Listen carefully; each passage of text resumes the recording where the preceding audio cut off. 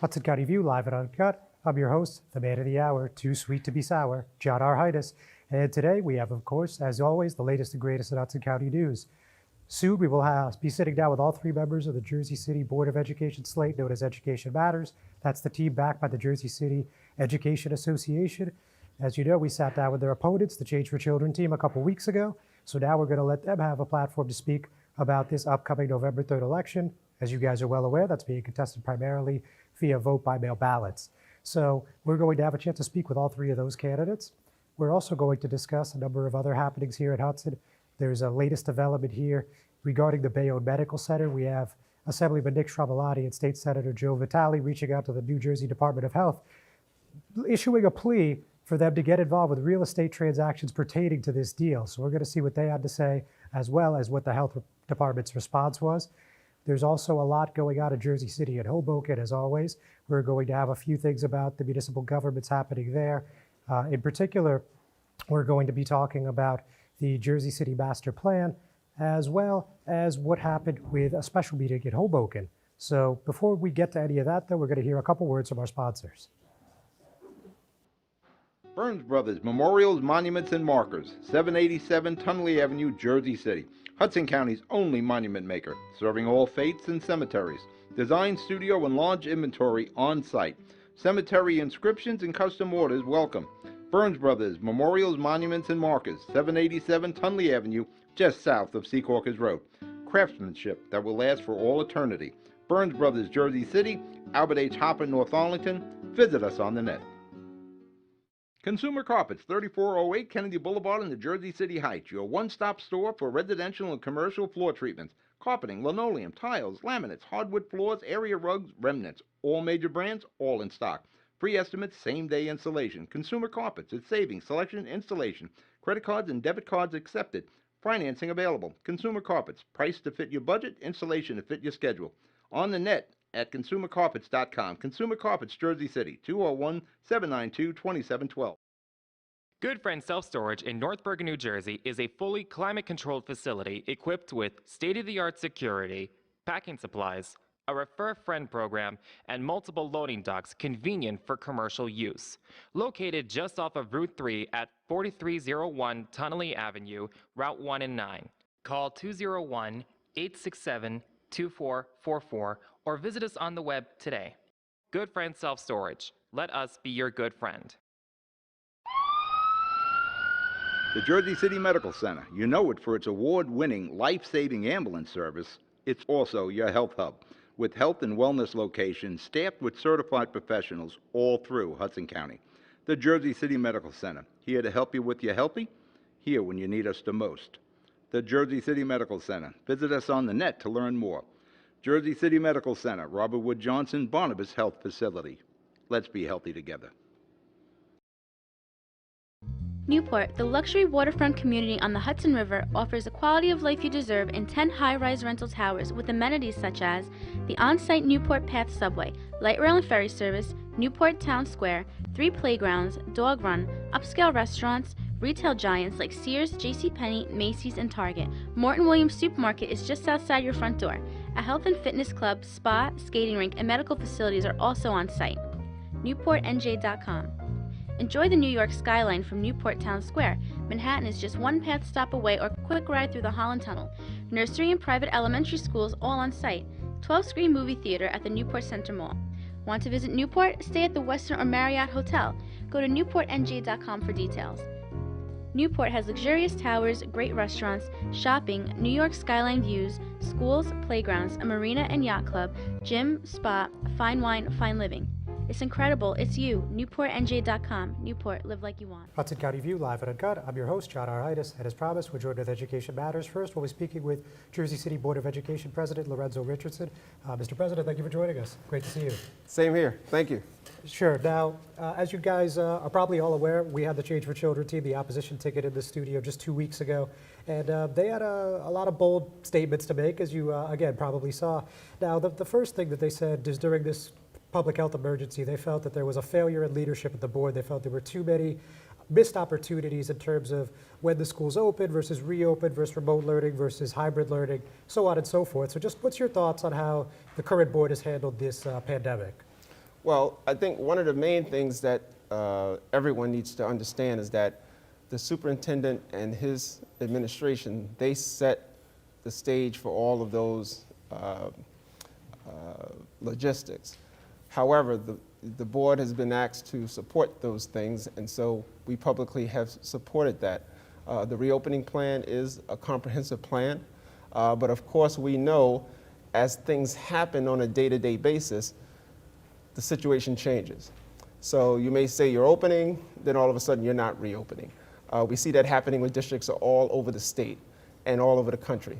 So that's nothing new when it comes to having some patience and knowing that everything is going to be fluid on a day-to-day basis based on the health situation.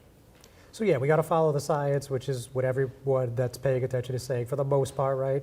Now, the current plan, if I'm not mistaken, is to reopen with some sort of in-person learning. November 16th, I believe, was the day. Is that still the plan today? Again, we know it's fluid, it could change. But as of now, is that still the plan? Well, the initial plan that was set by the administration was for after the first marking period.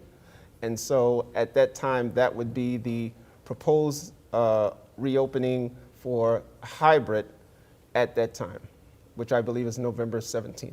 Okay, 17th. All right.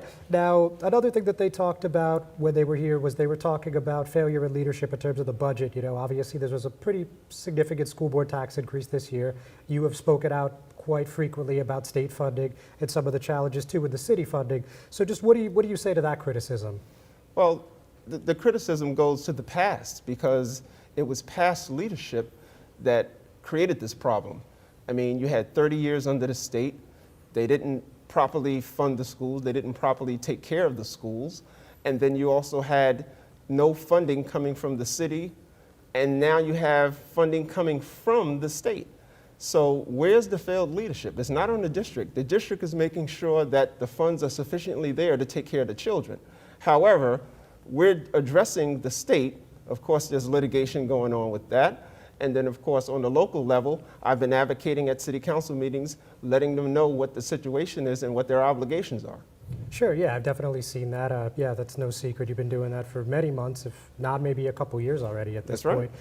So another thing that we've seen this mostly in their mailers, a little bit on their social media. They said that the JCEA and the current board supports corruption. And they talk about the former candidate, the former president, Sudan Thomas, and they talk about your discipline from the state. So what do you think when you see this kind of messaging from the opposition? Well, one, the disciplining is something that is proposed and it hasn't been imposed yet. So that is something that is being disputed because it is incorrect.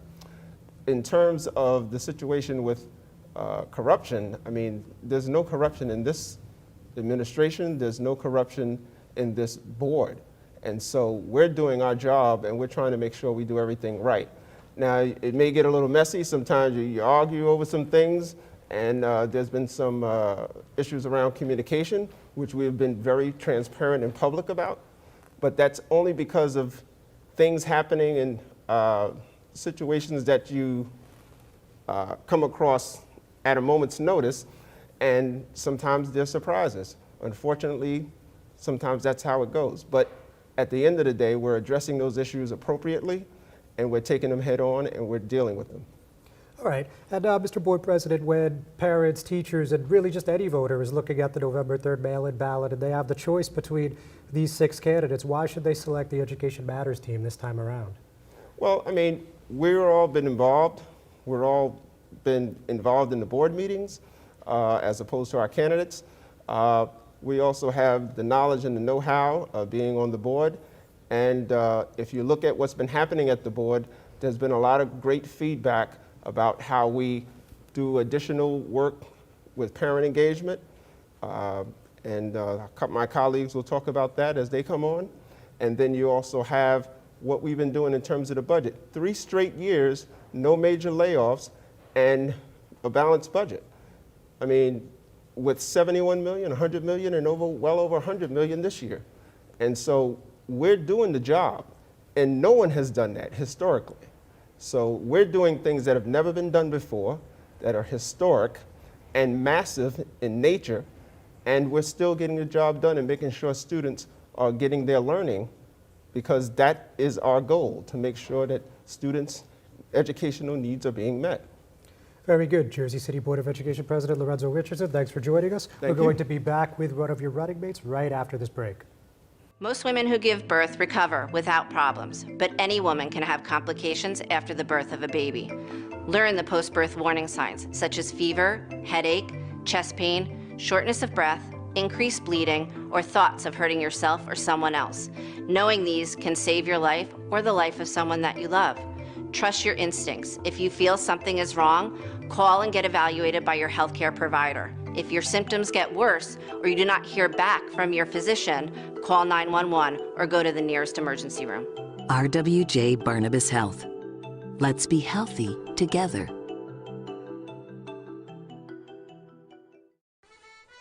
Pen and Pencil Properties, Jersey City. Shaping the workplace with state-of-the-art office spaces that address your company desires. Building residences that define your home environment, adjacent to all modes of transportation with on-site parking available. The right address, the right lease. Call 201-521-9000 or visit online at penandpencilproperties.com. Pen and Pencil Properties, building Jersey City for everyone. Hudson County View, live at Uncut, John R. Hudson, and now I'm joined with Jersey City Board of Education Trustee LaKendrick Shaw. LaKendrick, thanks for coming in. Hey, John, thanks for having me and my team. Of course, no problem. Honored to be here. All right, great to hear. Yeah. So look, not to be repetitive, but you've seen through these virtual debates, and you probably saw through our interview that was 2 weeks ago, Sure. the other team continues to say similar messaging throughout. They've said, again, the COVID planning was lackluster at best. They say the budget was managed poorly. And those are the two biggest talking points that I've seen. And we also spoke about the alleged corruption with the board president. So what do you think when you're talking about these topics throughout the debate, when you're talking to voters, and you're just trying to get your message out there? I think the biggest thing we should start with is looking at the facts around some of the statements the opposing slate has put out there, which is cash for corruption. As my colleague just referred, there's no fiber within this current board and my running team where there's an issue with ethics and we're clear above board. Obviously, to sit on the school board, you got to go through a background check, which we've all passed. So, no issues there. And in terms of character, we're all great. We're involved in the neighborhood, whether it be me with my small business, or whether it be the work with Lorenzo and his church and his community, or whether it be the advocacy work Gina does with parents. And, John, we're running against a slate that's willing to say anything to get elected. And I think that's evident in the fact that one of the candidates said that their campaign consists of donations from small business owners and residents of the city. But if you look at their most recent ELEC report, they got campaign contributions coming from as far as Delaware. And a lot of the campaign contributions from the LLCs are real estate based. And I think it's important because they were real estate backed at one point by LaFrac, who has some connection or some nexus to Trump. So the fact that the Ferry, New Jersey Super PAC isn't directly involved this time around, you feel has no difference, no bearing? Absolutely not. And, directly, indirectly, I think that's just a word play, but there's some form of assistance there. Now, at the last meet and greet, the virtual forum, I saw they called on you, at least one of the members called on you guys to disavow any super PAC, which would include Garden State Forward. So for those that missed it, could you just, enlighten us on what you said to that? Sure, there's the PAC play, good PAC versus good PAC. I'll say this, you got to look at the interest behind some of these PACs and some of these organizations, because I'm sure as a guy like our board race last election was the most expensive board of education race in the state. Correct. So there has to be resources from an organizational level at play. But I think you got to look at the character of some of these organizations. And our organization is teacher-based. It's no secret with NJ, EA, JCEA involved, but that's teachers. And the teachers is the bread and butter of the classroom. And, the teachers are the ones who deal with the parents and interact with the parents who are the voters. So I think it's a one-to-one thing. But when we go to these other PACs and we start looking at some of their industries, it's real estate backed. So you got to scratch your head and wonder, what's the play for real estate to be involved in the board of education race? So we all thinking, it's nothing but, greed or sometimes privatizing or sometimes, simply put, taking over our district where they have no vested interest. All right, so on the policy level for a moment, so obviously in March the schools closed, but for the most districts in New Jersey, they've remained closed, Jersey City, of course, one of them. So just tell us about the COVID preparation and just as the board president was speaking to, just how this is a fluid process and how you've been trying to engage the community, the students, the teachers, so on and so forth. So Gina and I, Gina's the chair of the parent committee and I'm the co-chair of the parent committee. We started that committee with, I want to say, give or take 20 to 25 parents, which that swelled to about 50 parents. In fact, we have a call today, and we're just listening to feedback. And also what you see from the administrative side is they're listening to feedback too. So obviously, as my colleague mentioned earlier, we're not perfect, and we're not saying we're 100% excellent. However, what we are demonstrating, which you will look for in leadership, is we listen.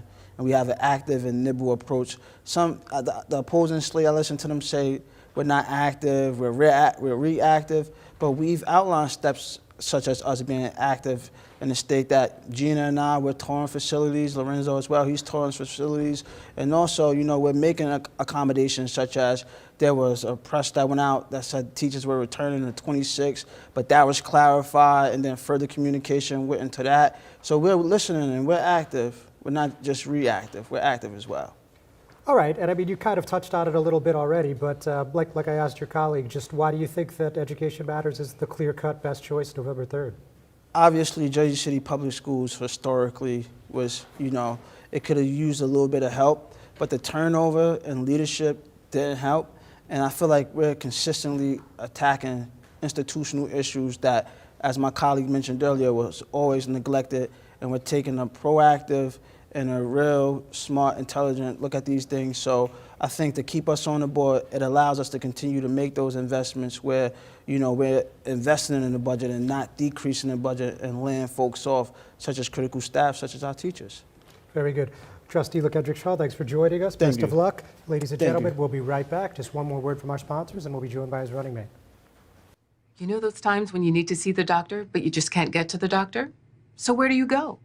Go to the App Store, download the Telemed app from RWJ Barnabas Health, and you see the doctor right away. From any mobile device, whenever you want, wherever you are. Quality care, no appointment necessary.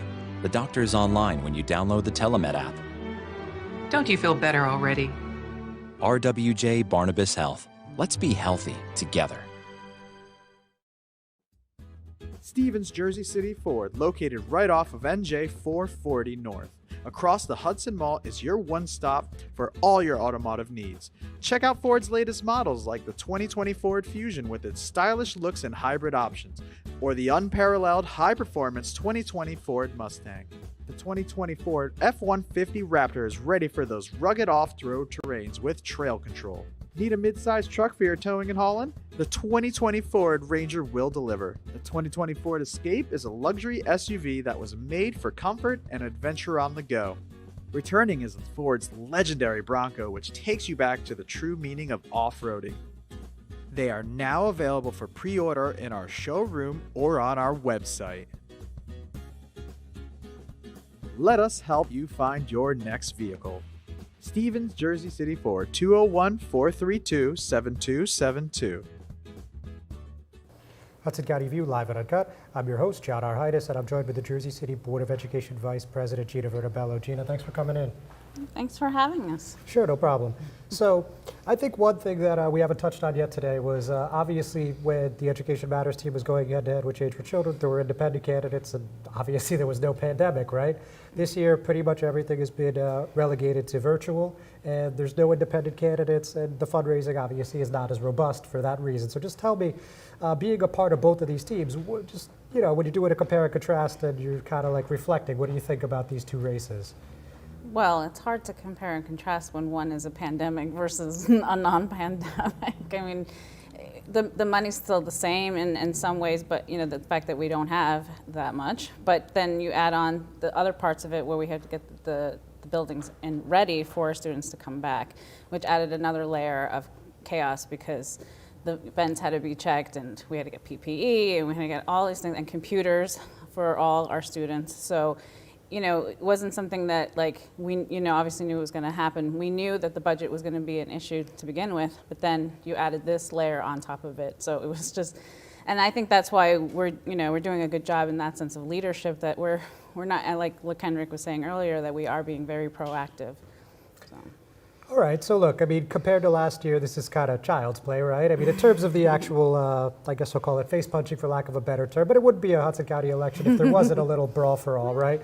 So, we already talked about it, Link. I don't want to be too repetitive, but just what are your feelings on what you've seen and what you've heard at these virtual meet and greets and other forums where all you guys have been together?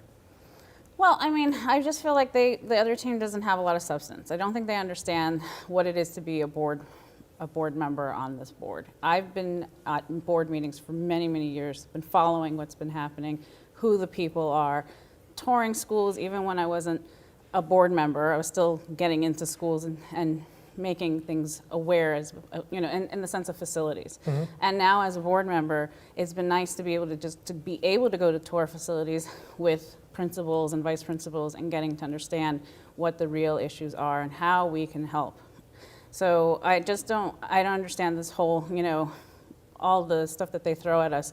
It's not true. A lot of it is just, smoke. And I just feel like, we're doing really good work right now. We want to continue doing the work that we started, especially for me. I was appointed in 2019 and was elected in 2020. I still want more time to continue the work that I started back in 2013. So, yeah, at that point, look, I already have asked why you guys think you're the best choice. So let me instead ask you, what would be some goals you have for the next 3 years? Obviously, besides the obvious COVID situation, but beyond that, what are some goals you have if elected to another term here? Well, the goal is to get out of this issue with the funding, because the funding is huge. We can't do anything until we fix the funding. Without money, we're not going to be able to fix our facilities or to do the things that we really want to do. So we have to come up with a solution. We talked about this the other day in one of our meetings where we need to start talking. We should have started talking about this years ago in strategic plans. This was coming down the pike. We knew we were getting local control back, but we didn't know that the state was going to take all the money with them. So the question is, how do you go from here? What do? You have to, the students need all these things. They need their teachers, they need, their books and all those things, and we have to provide that. And the state has to help us provide that. So it's just really important to make sure that we have access to money to be able to provide for all the 38,000 kids in the district. And more, because charter schools are closing and we're getting those kids too. So it's just, a continuous ball of things going on, and it's amazing what Mr. Walker's doing, considering this is like his first year as superintendent and all these things are happening at the same time, and he's doing it with grace. So you would push back pretty strongly on these accusations that leadership has failed and duties have been neglected. Of course, yes. I think, Board President Lorenz Richardson's been doing a really great job keeping the peace. We all, like he said, sometimes we have disagreements, but we're 9 people of different backgrounds and stuff. And I myself am a parent of 3 kids, so, I come from a different perspective as maybe like Marilyn Roman, who's an educator in the district. And so we all come with different pieces and parts, but at the end of the day, we all passed that budget, including the Change for Children people that were elected last year. So what does that tell you? That the leadership that Mr. Walker put out there for us, we followed it. We said, okay, we're putting this in your hands, do it. We're giving you this opportunity to do it, run and do it. And I'm glad that we did. We're in this pandemic that we needed that money. We needed to hire custodians. We needed to hire nurses. We needed to hire more teachers. So in a way, when is there a good time to fund your school? When is it time for the children to get the things that they need? Very good. Jersey City Board of Education Vice President Gina Vertebello. Gina, thank you again. Thank you. Thank you, Education Matters. Thank you, everyone, for watching. We're not done yet. We're going to take one more word from our sponsors. We'll be right back. Burns Brothers Memorials, Monuments, and Markers, 787 Tunley Avenue, Jersey City. Hudson County's only monument maker, serving all faiths and cemeteries. Design studio and large inventory on site. Cemetery inscriptions and custom orders welcome. Burns Brothers Memorials, Monuments, and Markers, 787 Tunley Avenue, just south of Secaucus Road. Craftsmanship that will last for all eternity. Burns Brothers, Jersey City, Albert H. Hopper, North Arlington. Visit us on the net. Consumer Carpets, 3408 Kennedy Boulevard in the Jersey City Heights, your one-stop store for residential and commercial floor treatments, carpeting, linoleum, tiles, laminates, hardwood floors, area rugs, remnants, all major brands, all in stock. Free estimates, same-day installation. Consumer Carpets, it's savings, selection, installation. Credit cards and debit cards accepted. Financing available. Consumer Carpets, price to fit your budget, installation to fit your schedule. On the net at consumercarpets.com. Consumer Carpets, Jersey City, 201-792-2712. Hudson County View live at Uncut, John R. Highness. So obviously we're running a little short on time here, so I just got to do two quick topics before we call it a day. So first of all, as I mentioned at the top of the program, we saw Bayonne Assemblyman and Bayonne Assemblyman Nick Travelati and State Senator Joe Vitale of the 19th District sent a letter back in September to the New Jersey Department of Health calling for them to oversee the real estate transactions at the Bayonne Medical Center. So let me just read a quick excerpt there.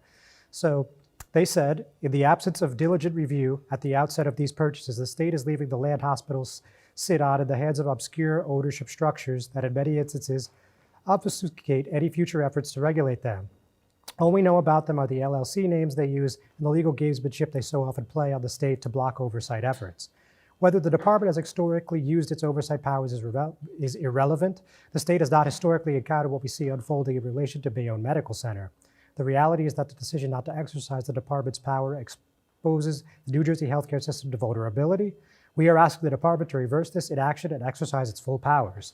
So, as you guys know, this is something that's been ongoing, not a couple days, couple weeks, but a few months. Since June, Hudson Regional Hospital and BMC Hospital LLC have been sparring very publicly about who will be able to take over CarePoint Health's 3 facilities, but the one that has been the focal point for these 2 entities has been the Bayonne Medical Center.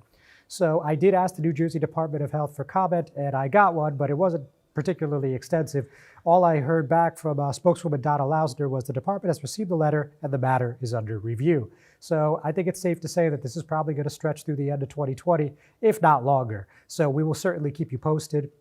The other thing that I wanted to touch on before we call it a day is that there is actually a feud brewing, really already underway, between the Hoboken Board of Education and the Hoboken Charter Schools. The reason being is 77 Jackson Street payment in lieu of taxes deal. Now, this was something that was introduced back in 2016. It was ultimately approved by the council in 2017. And now Mayor Ravi Bala has said that his interpretation of the language is that only the Board of Education will be able to benefit from these pilot revenues. However, the charter schools strongly disagree. So, like I said, I wish we had a little bit more time here, but in short, we could see that the Board of Ed said, simply put, granting monies from the pilot payments for 77 Jackson Street to the charter schools ignores the legal process by which charter schools are funded in New Jersey. This isn't an issue for the Hoboken City Council to determine, nor does it represent any cut or reduction in funding to the 3 charter districts. So this controversy started last week after, like I just touched on, Mayor Bala sent out a Nixle alert that said the pilot deal has no effect on the charter schools. Obviously, they don't agree with that assessment. So in their own email blast, we saw the charter schools talk about disseminating inaccuracies. And what they said is if the funds are not shared, the Hoboken BOE will be effectively lowering per pupil funding for all of Hoboken's 1,000 charter school students. Locking public charter schools out of any revenue stream intended to replace an existing revenue stream that is currently shared with charter schools will further the charter district funding inequality. This is a result of the collective charter community cannot accept on behalf of our students and staff. So clearly this is developing, and this is probably going to take up a significant portion of next week's council meeting, and that's going to be October 21st at 7 p.m. That will convene via Zoom, and it will stream live on the City of Hoboken's Facebook page. With that, ladies and gentlemen, we appreciate you tuning in as always. Don't forget, we'll be back tonight at 6 o'clock for a special debate for the Jersey City Ward D Council race. I'll see you then. Take care.